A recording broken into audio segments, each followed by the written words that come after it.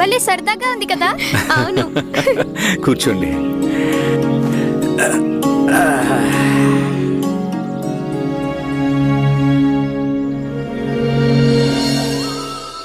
తెలుసా పిల్లలు, ఈ ప్రతిధ్వని మనకి జీవితంలో ప్రతిఫలం గురించి నేర్పిస్తుంది. మనం అందరం స్వయంగా విన్నాము ఎవరెవరు ఏమేమన్నారు. అది అలాగే ప్రతిధ్వనించి వాళ్ళ దగ్గరికి తిరిగి వచ్చింది. ఇప్పుడు నువ్వు కోపం అన్నావు. ఆ కోపం అనే పదం అలానే ప్రతిధ్వనిస్తూ నీ దగ్గరికి వచ్చింది. ఈ పిల్లలు నవ్వారు, కేరింతలు కొట్టారు. అప్పుడు వీళ్ళ నవ్వులు, వీళ్ల కేరింతలు ప్రతిధ్వని రూపంలో వీళ్ల దగ్గరికి తిరిగి వచ్చాయి. ఈ పిల్లలు చెప్పారు కదా, ఉద్ధవ్, మల్లారి, పరి. అప్పుడు అవే మాటలు మళ్లీ ప్రతిధ్వనిస్తూ వీళ్ల దగ్గరికి తిరిగి వచ్చాయి. మన జీవితం కూడా ఒక విధంగా అలాంటిది. మన జీవితంలో, లోకంలో ఏదైతే చేస్తామో అదే తిరిగి తిరిగి మళ్లీ మన దగ్గరికి వస్తుంది, మన కర్మలకి ఫలితం రూపంలో. మన జీవితం మన కర్మలకి ప్రతిబింబం.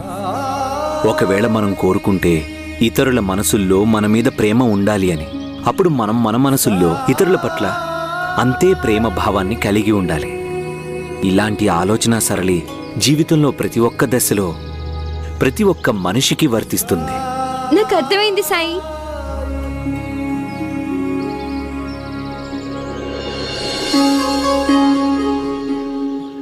మన కర్మల ద్వారా మనం మన జీవితాల్లో మంచిగా చెడుగా ఏ విధంగా వ్యవహరిస్తామో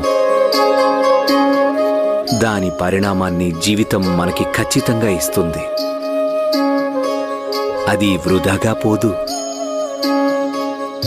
అందుకని ఏదైనా పని చేసే ముందు మనం ఆలోచించాల్సిన అవసరం తప్పకుండా ఉంది.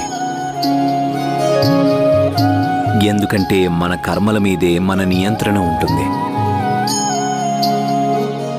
అంతేకాని ఆ కర్మల వలన కలిగే ఫలితాల మీద మనకి ఎలాంటి నియంత్రణ ఉండదు. ఎప్పుడైనా ఒక మనిషి ఎంత బుద్ధివంతుడు, ఎంత జ్ఞానవంతుడైనా అయ్యుండొచ్చు. అలాగే అతనిలో గొప్పవాడు అయ్యే లక్షణాలు అన్నీ ఉండొచ్చుగాక. కానీ అతనిలోని ఒకే ఒక్క బలహీనత అతని పతనానికి కారణమవ్వడానికి సరిపోతుంది. ఆ బలహీనత మనిషిలోని అహంకారం. ఆ అహంకారం మనిషికి భక్తి వల్ల రావచ్చు, శక్తి వల్ల రావచ్చు, కళ వల్ల రావచ్చు, ధనం వల్ల రావచ్చు. కానీ అహంకారం ఒక గాఢాంధకారం. దాంట్లో మనుషులు తమని తాము తప్ప వేరే ఎవ్వరినీ గుర్తించలేని స్థితిలో ఉంటారు.